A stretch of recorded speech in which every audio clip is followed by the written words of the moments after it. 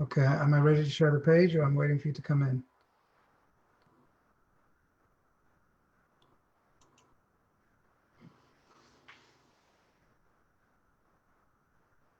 We'll be there in a minute.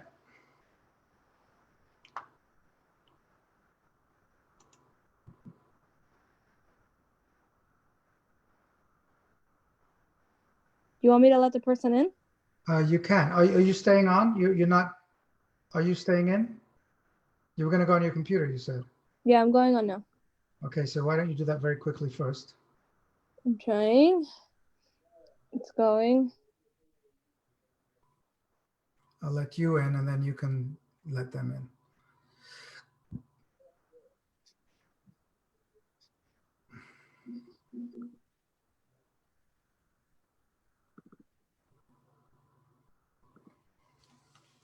Come on. Okay, I don't see you. I'm coming.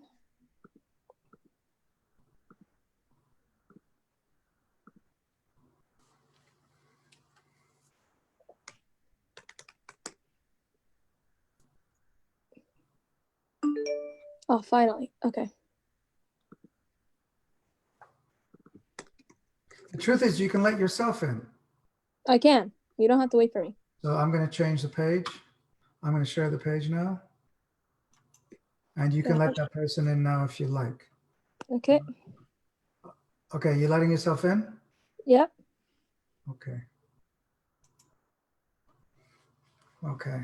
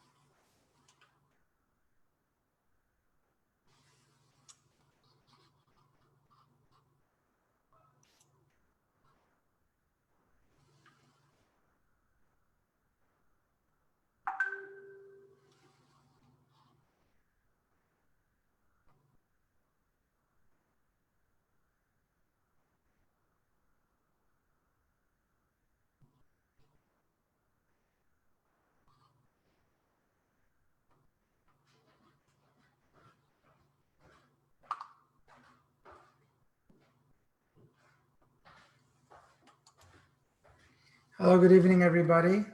I think we'll wait a couple more minutes until there are people coming in. Give them a chance, and then we'll get started. Thank you for joining. Just please give us a couple of minutes.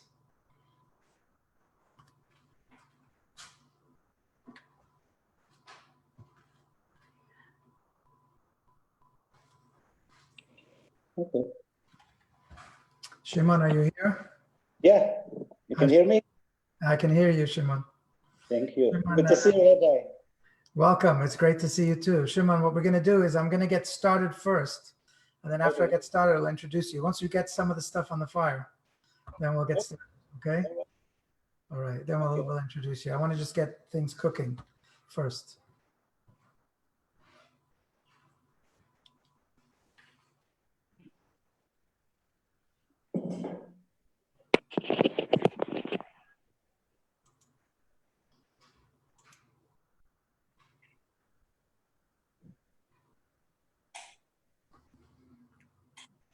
Okay, everybody. Good evening and welcome to our cooking class. I want to start tonight by inviting everyone to join me in giving tzedakah. There are a few reasons for giving tzedakah. First of all, I've said many times in this particular situation, tzedakah is a great mitzvah and tzedakah is a protection. Just like we have to wash our hands many times during the day, we should be giving tzedakah many times during the day. In addition to that, the Rebbe often said that we should give tzedakah before we cook, to give that it will helps bring blessing to the food.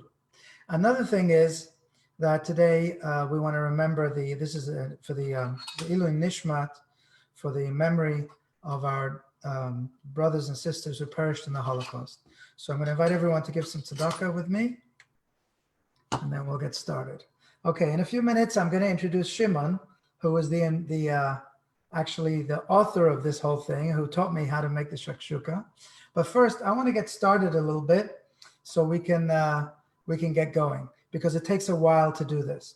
So the first thing I'm going to do is I'm going to put some oil in the pan. Now, you can use any oil you like. I like to use extra virgin olive oil. The extra virgin olive oil gives it a lot of flavor. The thing about shakshuka is a burst of flavor. You know, when you eat it, it's just a different kind of thing. It has so many different flavors together. So I like to have the stronger taste of the olive oil. I'm going to put a whole layer of oil on the bottom of the pan. You can do less, you can do more, but I'm going to put a layer of oil on the bottom of the pan.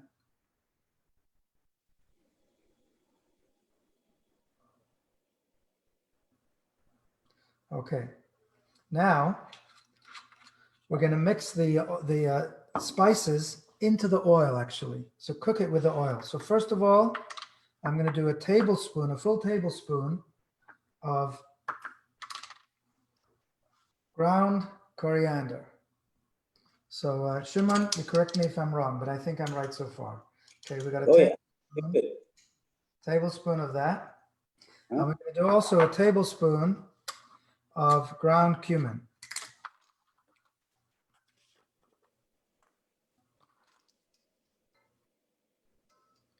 And now I will stir it up and turn on the fire to low. I don't want it to go too high because we don't want to burn the oil. So I'm putting it on low.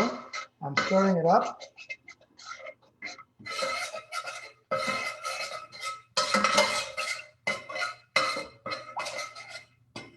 And we'll let that start heating up. Now, next step, I'm going to cut a red pepper. Now, I learned this from my cousin. I'm going to cut this in a way, see, because it's got the ridges up here. So the easiest way to cut it is actually to cut off the ridge from the top. And you go like that, cut off the ridge, and then the middle just comes right out. And we toss that in the compost. Okay, now I'm going to cut up the pepper. Now I want to tell you that if you look at one of my issues with cooking shows, I was once on a plane and I saw this person next to me is watching this cooking show. They're all professional chefs. And when they cut vegetables, my goodness, they use a knife this way and that way, and they're cutting and chopping. And within a few minutes, within a few seconds, this thing turns into a diced pepper. One of the things that I'm trying to show here is that you don't have to be a professional chef to cook a delicious meal. So this is, I don't know exactly how to do it. There's maybe other ways to do it, but I'm just cutting it up, slicing it up into a few pieces like this. And then I'm going to just put it this way and slice it along. It's good to have a sharp knife. My father taught me, always have a sharp knife. Not sharp knives could cause actually more damage than sharp knives because they slip, they don't cut properly. Okay, so this, we're gonna wait now. So this is the pepper.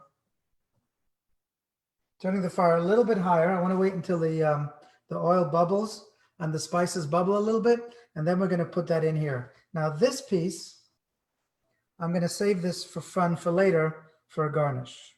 I'll put this on the side. All of this, everything here has been washed. Obviously, all the vegetables have been washed. And let me turn this a little higher until it starts bubbling a little bit. Shimon, so far so good? So far, so good.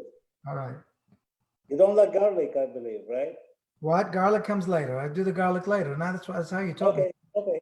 I have garlic. Yeah, we got plenty of garlic. We'll do the garlic a little bit later. All right. This is intimidating. Tough Shimon much. All right. Good, good. We got to wait until it boils, it bubbles a little bit. So I just should say, while I'm waiting for this to heat up, while I'm waiting for this, let me just say this. So I go to the synagogue, to the Chabad house every day, not now, but usually every day for services. And then there's this guy called Shimon Avrahami that came here several years ago and started coming, and he would make incredible hummus and tahina and salads and Israeli stuff. And he every once in a while volunteer and do some really good stuff. And once I come on Sunday morning and there's this aroma wafting out of the building. And I'm thinking, what is it? Wow, what an incredible aroma that is. And I go inside, I see Shimon in the kitchen making shakshuka. Now, when I was in Israel, I had shakshuka there for breakfast in the fancy hotels there. They have shakshuka. But I figured shakshuka, wow, it must be really, really difficult to make. And I'm seeing Shimon doing this, doing that, and I thought it's really difficult. And then one day I had a breakfast, and I invited a bunch of people to breakfast, and I wanted to do something different. So I asked Shimon to show me how to do shakshuka, and he showed it to me, and I saw, you know what? It's involved, but it's so simple. It's really not that complicated at all. It does take a while. So here I'm putting the peppers in there, and then I'm going to cut up 4 tomatoes. So again, don't have to be a gourmet chef. Just cut it however it cuts into slices like this. That's 1. That's 2.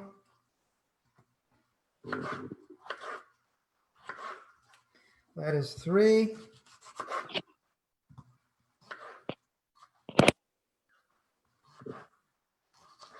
And quickly cut this again. And 1, that makes 4. A lot of tomatoes. That's really the base for the shakshuka. Now, some people use tomato paste or tomato puree. I don't like to do that. I just like to have it all natural. And just the taste of the tomatoes is good enough for me. I'm going to put this into the pan. Stir it up.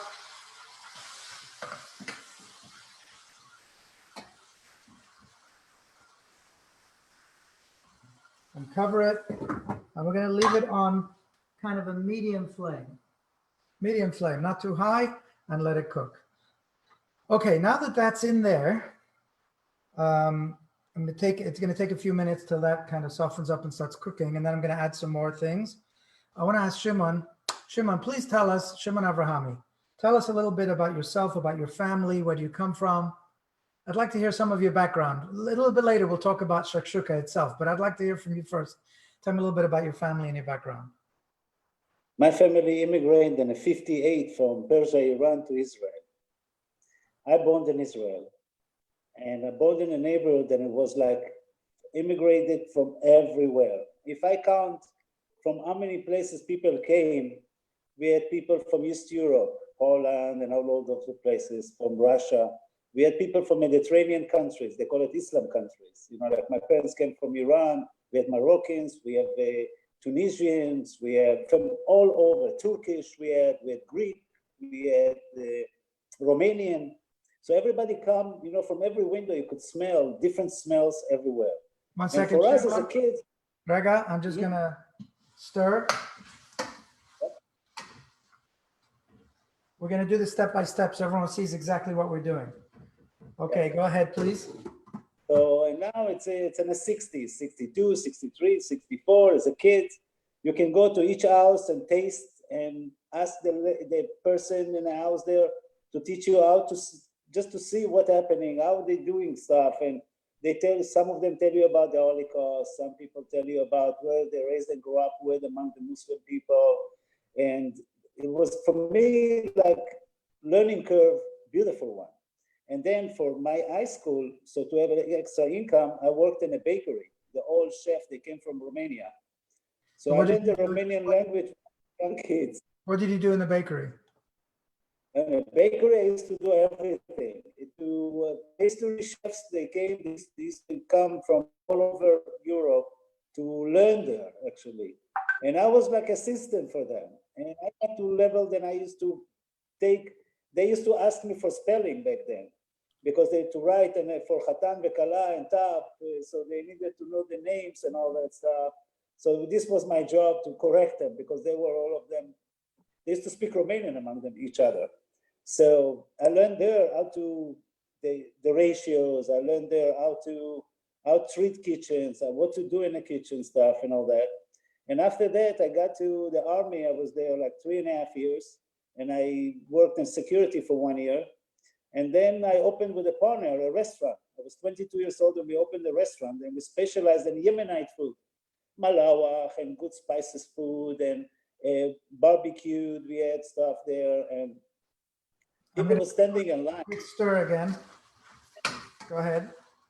Come with the idea, there's a lot of elderly women, then they have good hands and they're very good cooks, and they can help you in a restaurant. I said, I cannot have all of them. I said, no, let them cook in their houses, and every morning go and pick up each of them the specialized. And then what I did.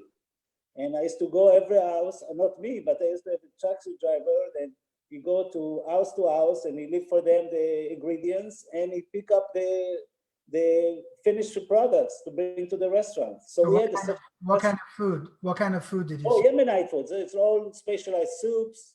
Used to be specialized breads. Used to be, and then I squeezed in also Mediterranean for what I had from back home, like good rice and good barbecue, and but I mixed from everywhere something special unique that I put into this restaurant. Can you tell me about how you pick tomatoes? You told me about which tomatoes you used to pick. To pick? Which tomatoes? You like the soft tomato? Huh? Yeah, for the sauce, I want them also very ripe, also soft, very soft, because you don't want it green, and you want the nature already did for you the best already. It just left you a little more to do with the cooking, and that's it. It's gonna do for you the job. As far as the tomatoes and everything, I used to go and buy for the ingredient. I used to buy it Thursday afternoon before they toss up all the merchandise and leave all in the market. And I used to just to take it this way, and used to buy a lot of those things. And we used to make like malawach is a dish, then it's like a filo dough, then you put it into tomato sauce, fresh tomato sauce, no cooking, with hot spicy like schug. But people used to stand in line for that. We used to make like $600 to $700, 600 to 700 units every day. Wow. We have 2 students, 3 students, they come from high school. I used to do that and work very hard, afternoon. And the place was hopping and popping, and until I moved that to another location and opened near that a deli. And we used to do everything. One second, Shimon. Yes. While you're doing this, I'm cutting up the other 4 tomatoes. Okay, go ahead. I'm just explaining that while you're saying this, I'm cutting the other 4 tomatoes. Go ahead. Yeah. Then I opened the deli near this restaurant, and we used to have everyday fresh things in the deli. The chef used to walk into this deli at midnight, and by 8 o'clock in the morning, 9 o'clock in the morning, was everything like we see in a deli ready-made. And whatever left over the evening, we used to serve it in a restaurant for free. So you used to have like 10 to 12 hors d'oeuvres before you start eating already on the table, because we wanted fresh in a restaurant, in a deli. And for the restaurant, it was plus because everybody, but I didn't order it. And I said, no, it's okay. It's on the house. Enjoy it, And it was like, this way you could give also smaller portion for the manai karit, for the main course. And you didn't need to give. Some people said, this is enough for us. We would like to pay only for that, because it was like so beautiful setup. And again, it was the community restaurant, and everybody came there, and there was no alcohol. So all the kids and everybody used to come to enjoy there, and I really enjoyed that. It was very nice to me. But when I came to America, I said, I don't want to do restaurant business, because it take all 24 hours of my time. And because I have a special kids boy at home, so individual with special needs. So for me, it was like I need to be with them more than then I need to be with myself sometimes, and that was happening. But I'm happy here, and I'm enjoying it, and I'm enjoying the community. But you still love to cook, and you still love to. Oh yeah, oh yeah. You know what I think, Shimon? I think that you love to cook, but I think you love even more when you see people enjoying your food. Am I right? Oh yeah, oh yeah. It's pleasure. It's pleasure when you see somebody come to you and say, "Shimon, you did it. You did a good job today." And for me, it's like made it as a hobby more than anything else. Nice hobby. Okay, Shimon, I'm adding the other tomatoes now to the pan, so we'll let them cook too. Rabbi Levin, this is Lucy. Hello, Lucy. I joined in late, so I did not see how you started. Okay. You can see the. Those are tomatoes. I did oil, some spices, a red pepper, and tomatoes. And now the next step I'm going to do is the garlic. Now, I personally, Shimon, we'll get back to you in a few minutes. Let me do this step. Yes. I personally do not like the smell of garlic on my hands afterwards. So whenever I do the garlic, I actually put gloves on. And so I'm actually at home. I'm not going anywhere. So I don't need the gloves for the virus, but I need the gloves for the garlic. They say the garlic. Rabbi, Huh? just to let you know that if you get onions or garlic on your hands, Yeah. the easiest way and the best way to get it off is to take stainless steel, like a spoon, and put your hand and rub the stainless steel on your hand under cold water, and it will take the smell away immediately. Okay, fine. I don't mind putting on gloves. All right. Okay. Now, Shimon taught me how to peel, gave me a great trick on how to peel garlic very quickly and very easily. Now, I don't care that the garlic should look perfect this way or that way. Before I do this, I'm going to do another quick stir of the pan.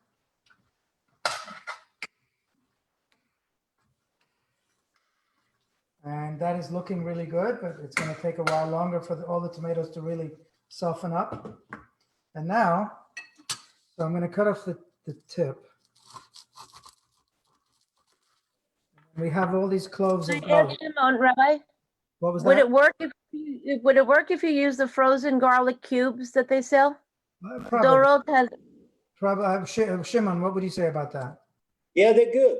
You know, you can freeze things and like garlic, and it will be. I used to use them. And The frozen little cubes. Yep. Okay, now I have here 1, 2, 3, 4, 5, 6. You can use more. You can use less. I think Shimon uses more than this, but I think this will do for me. Okay, now he taught me to do this. Put the knife on the garlic clove and bang, bang, bang. And then what happens is, I think I lost one here. And what happens is that the peel just should come right off. There we go. Peel comes right off. And that's a little trick on how to do the garlic really quickly and really easily. So there we go. There's one. There's another one. Hang on. Just get the. I have to tell you the truth. This garlic is been in my fridge from before Pesach, so it's a little bit. But I didn't have the opportunity to go out and get new garlic. As a matter of fact, Safeway didn't have anything, so I'm just using what I have. And here we go. It's easier than it's looking, because I'm wearing the gloves and everything. But this skin is just coming right off, pretty easily. There we go. If I didn't have gloves on, it would go much easier. Why did you do the tomatoes in 2 batches? I don't know. I'm following Shimon's instructions. Shimon, why do we do the tomatoes in 2 batches? Because I wanted in the beginning for all the ingredients, the oil and the spices, the start spices, and the pepper and the tomato. I wanted to build the base for all the dish himself. And then later on, you can add more tomatoes but you can do everything, you know, shakshuka, it's like to put things together. You can do it for your favorite, you know, you can put as you wish. If Cumin doesn't work out for you, you can put something else that you like.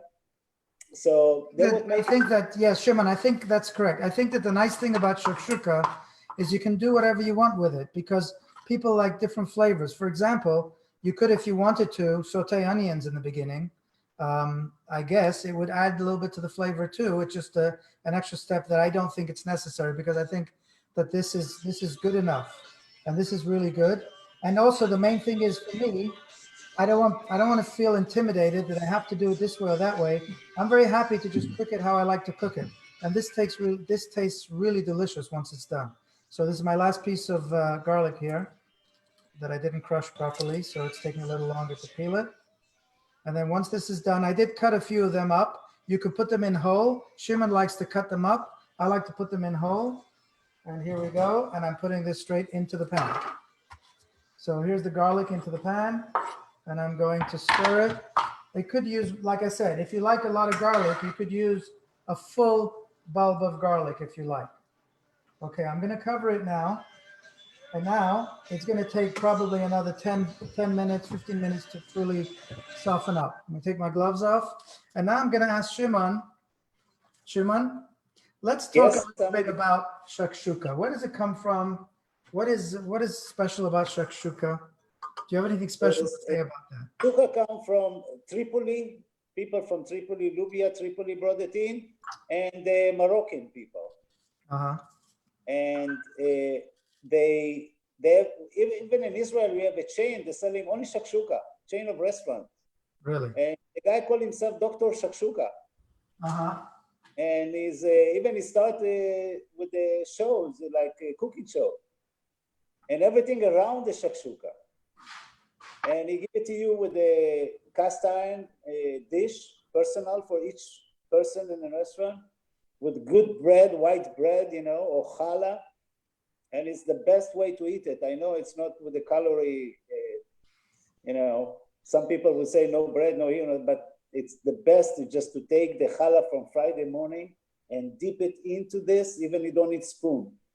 And with the shakshuka, if we later on, you're going to see, we're going to put eggs. Sometimes, just, sorry about it. It's my special man, just the volume down. Sorry about it, guys. It's okay, Shimon. It's okay. You want to come and say hello, Jesse? You want to say hello to everybody? Hey. Come to the camera. Come to the camera. They don't see you. Jesse, come say hello. It's my special boy.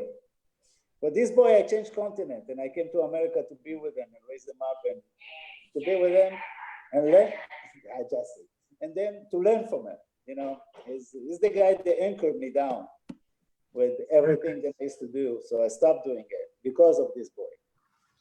So where we was talking about shakshuka. But you know what? Let me take a break, and let me talk about cracking eggs. So when you crack eggs, there are two types of eggs. There are fertilized eggs, and there are non-fertilized eggs. Fertilized eggs, where there's a male, if there's a blood spot on the egg, then that egg has to be thrown out. That egg is not kosher. The whole egg is not kosher. Now, when the egg is raw, the blood spot will be on the yellow. When the egg is cooked, the blood spot transfers over to the white. So when you eat it, when you open a cooked egg, if it's a fertilized egg, you got to open it up and see. I mean, if you're going to open it anyway, you can eat it whole. But if you're going to mash it or anything, check and see if there's any blood on the white, and then you have to throw it out. If it's a raw egg, you check the yellow. Now, the truth is, so this is the reason that when we do eggs, we do one at a time. Because if you put an egg with blood with all the other eggs, then we have to throw it out. Now, the truth is that with non-fertilized eggs, this is not the case. The case is you just have to throw out the blood part of it, or just the yellow you can throw out. And therefore, it would be okay technically to crack all the eggs together. And if you see one that has blood, then you throw it out. But I grew up knowing that egg with blood on it, you got to throw it out. So therefore, I don't like to crack the eggs together. I crack the eggs separately. So I have here two bowls. First is the small glass bowl. I'm going to crack an egg into here. Now, there are two ways to check for blood. One way is, I'll show you first this way. There we go. We cracked the egg. We broke the egg. But to look up here, there's no blood. It's okay. Another way to do it is the way I prefer to do it, and I learned that as a kid, is you just kind of put the egg forward and backward, make sure as it goes you check and make sure there's no blood in it, and then just drop it into the bowl. I'm cracking a dozen eggs because we have some eaters who are looking forward to eating this, so I'm making a little bit more. You can do this with a few eggs, with a half a dozen, with 4 eggs, it doesn't matter. If you're making only 4 eggs or 3 eggs, you may want to use less vegetables. You don't need as much, but it doesn't matter because you can also refrigerate it, and it's really good the next day too. Shimon, please continue. You were talking about shakshuka and the meaning of shakshuka. Shakshuka also can come not only with eggs, sometimes I put salmon in it. Oh, really? Sometimes I put tilapia, fish instead of eggs. And it tastes beautiful, tastes good. People just licking the fingers after they're finishing the plate and asking for more, always asking for more. Fish in the shakshuka? Fish in the shakshuka, yeah, without eggs. Yeah. Wow! You put fish, put Terrible. You put merguez. You know what? I want to tell you something. Shimon, I remember when Shimon showed me a video of a guy in Israel talking about how to make shakshuka. And the guy said in Hebrew, ish v'shakshukato, which means every person makes his own type of shakshuka. Everyone. And he said, v'shakshukata. Ish v'shakshukata, right. Everyone has their own way of doing shakshuka, and it's okay. Yeah. I can't imagine doing it with maybe with some pineapples, but probably that wouldn't work, right? No pineapple. If you can try, but I never tried that. In America, people eat pizza with pineapples. Yeah. Mm-hmm. Okay, I'm almost done. How many eggs have you got there? I'm doing a dozen. As I said, I'm doing a dozen because I have some hungry eaters who want to eat it. I personally do not eat whole eggs. Actually, I'm not going to eat this shakshuka, but I'm making it for others. I learned from Shimon to make food for other people. Actually, I always felt that way. And how long can this hold over if you don't eat it at one meal? Oh, you can have it certainly for a day in the fridge. Day, 2, 3, 4 days. You can have it in the refrigerator and bite from. Yeah, you know what? With all the tomatoes in it and all the stuff. Okay, let me just rinse my hands. I've done the eggs. Now, I think that the shakshuka is ready for the eggs. Let me take a look. Shimon, it's still the tomatoes are still a little bit hard, but I think it's ready, right? Or should I wait till it gets softer? Softer, tiny bit more. Like maybe 10 minutes. Okay, we'll wait a few minutes. You come inside, perfect. Yep. Shimon, did you want to add anything? I want to talk a little bit about why am I doing this food stuff, but why are we getting into food here? But Shimon, so anything else you want to say about the history of shakshuka or about your restaurant or about cooking here in America or anything like that? I found out that in Israel, we have a good, last year in Passover, I was in Israel. And I went to market and I used to buy the spices for my restaurants. And I got to point that I found out that you have a fresh spices, especially when you come a day before Passover. Really? Because everything have to be kosher. I see. Yeah, so they have to do everything fresh for Passover. And the flavors come totally different.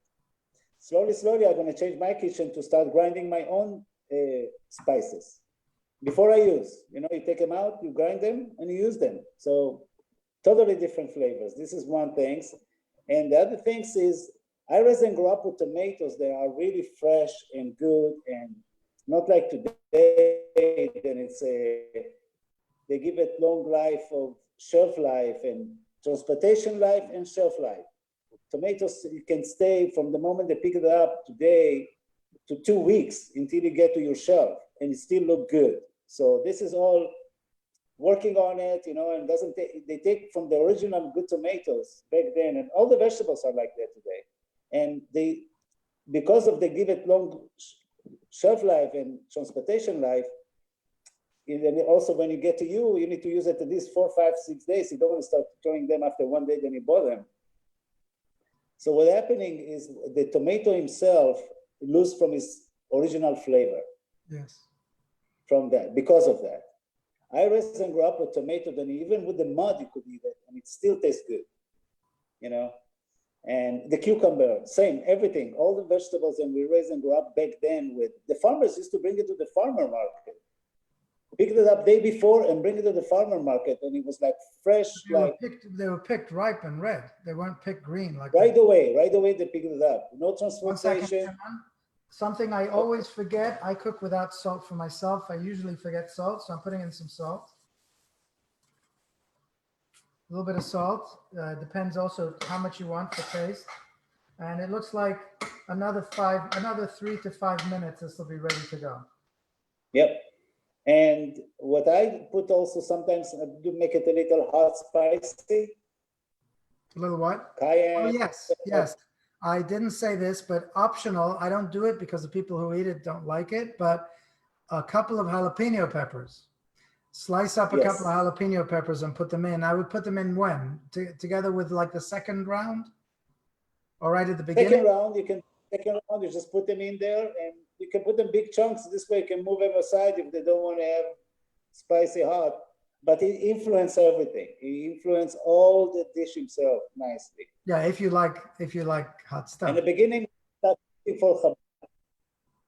was afraid to make that hot, but the last 3-4 times I made it so hot, and everybody like, thank you, we wait for that for all this time. And I was like shaking the first time then I served them.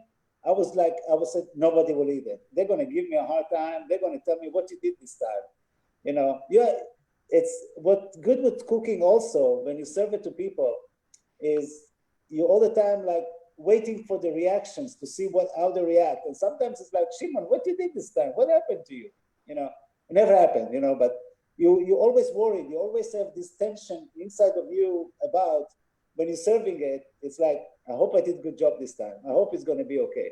You squeeze from yourself all the time, the best, and it come out good. Always come out good, you know. Sounds good. Yep. Sounds good. And what I like about this also, like I said, it's simple to make. You don't have to be a gourmet chef to make it.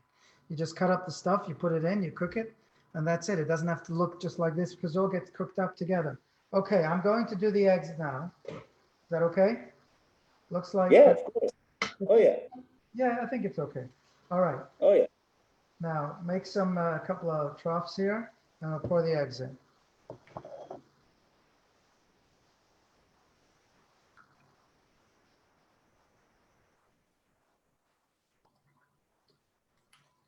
Okay, now, next step, we're gonna add a little bit of pepper. So the pepper, Shimon taught me, we kind of tap it onto the eggs, kind of over the eggs. So this also gives it a peppery taste. It's not the same as the jalapeno, but certainly gives it a peppery taste. Yeah. Okay, and now we cover it and let it cook for a while longer until the eggs get harder. And then all the way at the end, we're gonna add some, for garnish, some parsley flakes. Yeah, and top. Okay. Yeah. So I just want to talk a little bit about the idea of food. Food is not necessarily spiritual, but food could be used for spiritual purposes. We know that the Talmud says, the Gdola legima shemakarevet. Food and drink brings people closer. I forgot to do this. I'm going to add this little piece of pepper. This is just for fun, and this goes right in the middle for garnish. Adds a little bit of whatever. Anyway, so food, the Talmud says, brings people close. A Jewish home, there's an old joke they say about all of our holidays. They try to destroy us. We're still here. Let's eat. There's a lot of things around food because food actually does bring people together. Abraham, our forefather Avraham, taught us that when we have guests, we should feed them. He and his wife Sarah set up a tent in the middle of the desert, and when Arabs would come by, they would invite them in, they would give them food and tell them about Hashem, that the food comes from God, and that way they would teach people about God. But first thing they did, they fed them. First they gave them food, and then they talked to them about God, because food is very important. I know in my office, when anybody walks into my office, we always offer them a cup of tea or coffee. it kind of brings that closer. In my home in England, whenever my parents would have a guest, the first thing, the guest would come in, offer them a cup of tea, offer them something to eat, because it's a sign it's a way of showing hospitality. It's a way of showing you care about someone. If they're hungry, you want them to eat, etc. So food has always been a very important part of Jewish tradition. And so therefore, I feel like this is something that's very important. And I'm very happy to be able to share this recipe with people so that so you can do this too. You can entertain Bezrat Hashem when we're ready to open our doors again. Having something like this, it's different. It's a dish which, as I said, once you taste it, once it's done, you'll taste it, you'll see it's just a very, very unique taste. Has all these different tastes that come together, and it really is a very special dish. Let's see how we're doing here. Okay, it's cooking nicely. It's probably going to take another 5 or 10 minutes, and then I'm going to put the garnish on, and then we'll be ready. It'll be ready to serve. And want to add anything, Shimon, or we can open it up for questions? I have 2 questions. Okay. One is, do you use a specific kind of tomato? No, I use what we had left over from Pesach. Okay. And number 2. Shimon, just a second before you answer, Shimon's going to answer that too, but I just want to say that to me, my cooking is supposed to be easy. I don't want to get into all the sciences and everything. I just want to make it easy and have good food and not have to worry. I love to pachka, as they say. I love to do stuff, but I don't like to take too much time thinking too much about have to go to this store and that store and get this. As long as I have some tomatoes, I'm fine. Shimon, what did you want to say? What I do sometimes, if I have cherry tomatoes, I put them first. The first batch, I put the cherry tomatoes. Why would you start with cherry tomatoes? Because they're stronger, they have more flavor into them. I have to tell you something. And are sweet. The acidity there, it's so clear with the combination. I have to tell you that's how you taught me to do it. But when I went to Subway and the shelves are all empty, I figured I'll use what is left over from Pesach, and that's it. What can I do? But yeah, it works. Either way. Okay, and yes. I like to do it with the cherry in the beginning. But May I say something? I use some green peppers for color. Here it's all red. And like you said, maybe a jalapeno also. Okay, Linda, you had another question. Yes. Is it, I know it's not ideal, but when you make the vegetables, is it possible to make the vegetables and make extra, and does it freeze well? Oh, you mean to be able to do another time for shakshuka, Shimon? Yes, it is freezing. Yeah. You know, I grow my own tomatoes here in the backyard, and I have a period and I have a lot of tomatoes. I take them, wash them, grind them, put them in a bag and freeze them. And all time I have at least maybe 2, 3, 4 bags in a freezer, just ready made to if I need the quantity. Do you cut them up first? I didn't do that with the garlic. I don't. Oh no, I grind them. Just grind them in the mixer and freeze them. And sometimes if we unwrap to take the tomato and then I toss it into the dish, and it's already do the work for you. It's like almost like tomato paste, but it's fresh tomato paste. Bless you, Rabbi. That's the garlic. Gesundheit. Thank you. Okay. Any other questions?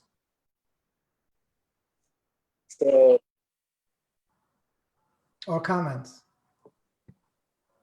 Rabbi, I was a little bit late coming in. What did you start with? What was the first thing you did with the bushu? Thank you. Olive oil and a tablespoon of cumin and a tablespoon of coriander. Thank you. and then mixed it together, let it bubble a little bit, and then we put the peppers in, red peppers, 1 red pepper, and then the tomatoes. How much oil? I'm sorry, how much oil was it? We put a layer of oil on the bottom. A layer of oil, okay. Yeah, I mean, you can use more, you can use less. It depends on how much tolerance you have for oil. One of the reasons I like to use olive oil, pure olive oil, virgin olive oil, is because they say it's a little bit healthier. Right. Thank you. Okay, anything else? Who's your camera person? There's nobody behind the camera. Well, Shira is my, Shira, I have to thank Shira. Shira is the one who set this whole thing. It was her idea to do a cooking show. She's the one who set it all up. And she told me exactly how to place. She was with me online and showed me place this here, place this there. I have 2 cameras going on, one here and one, have a laptop here, and I have my phone here. And now I'm going to add a little bit of parsley for garnish. So just shake. This just adds a little bit of color.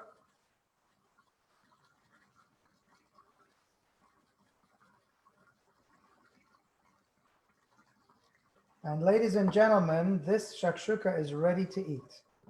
Let me see what it looks like. There you go. I think it could use another 5 minutes of cooking, probably another 5 minutes of cooking, but there's a portion of shakshuka that is really nice and ready to eat just about. And there we go. Any other questions? Beautiful. I'd like to ask you, if you're cooking with me, I'd like to ask you to please send us some feedback. Tell us how it was. You can either send an email to office@chabadgsb.com, or you can send an email to your favorite rabbi@gmail.com if you like. That's a tongue-in-cheek, but it's a real email address. It goes straight to me. Or you can post a comment on Facebook if you like. We'd love to hear your comments about the shakshuka, about this program.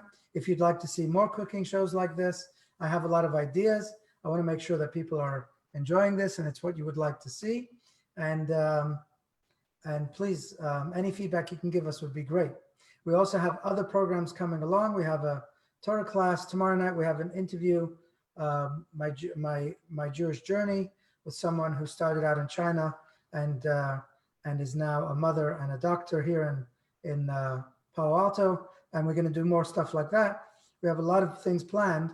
And while you're home, we will hopefully provide a lot of content to give you some help provide for all of us, not for you, for all of us, a little bit more meaning in this time home. Shimon, would you like to add anything? Yes, if you want, we can work on Iranian rice with spices in it, garlic, parsley, cilantro, and all that. It's very easy. I can show how to do hummus, how you're going to make hummus for everybody. You can work nice, or tahini, or different hors d'oeuvres for the table before they starting the meal. Can look nice and beautiful. All different dishes from all over Mediterranean countries. Can look nice and good. Go ahead, please finish. And East European, of course, dishes. Let me tell you some of the things I have in mind. One is an amazing, it's several steps to make it, but it's really, really delicious beef stir fry with rice, which is a full dinner, and it's really amazing. A really good tuna made from fresh tuna, not cans of tuna, really fresh tuna and really good tuna. I have some other fish and lots of vegetable dishes, roast potatoes. And I have a really good chicken recipe that all of these recipes, there's also barbecue chicken, lots of things like that we can go through, maybe do them one by one. And if people are interested, we'd love to continue doing that. So Shimon, last word. Yeah. Last word. Thank you for having me. And we have a good student here. It's not student now, become a teacher, and it's very good. I'm so proud, so good. I'm happy. Thank you, and Shimon. thank you for the ideas. Very nice idea, Rabbi. Shimon, how your influence is spreading, right? It's not just, first you started making it in the Chabad house, and then it's being spread out there, and now it's gonna go. Now it's going all over the world. There are people all over the world watching right now. So there you go. Enjoy it. Nice, thank you. Okay. It's I try not to commercial myself on this stuff because my route is on other things, but if you do that as a hobby, then you don't need to cook every day for people. It's totally different. It's become more enjoyable. It become more. You can squeeze from yourself more in this situation. We can always feel your love in the food, so that's great. Oh, thank you. Right. Yeah, thank you. Thank you very much, everybody. Thanks for joining us. Please Thank you, Rabbi. Thank you. Thank you, Shimon. Thank you, Rabbi. It was great. Thank you. That was fun. It was great. Now I'm hungry. Yeah. And under normal circumstances, I'd invite you to come eat some. But I'm sorry. I know. Rabbi, do you deliver I don't. Ah, You know what? I'll think about it. I'll think about to that. Boston, huh? To Boston. Because it's price, right? To Boston? Sure, no problem. All right. Rabbi, my kids still remember your chicken that you cooked for Ganizi. They still remember your chicken. We'll do that one too, Bezrat Hashem. All right. Take care. Good night. Be well. Good Thank night. you so much. Thank you.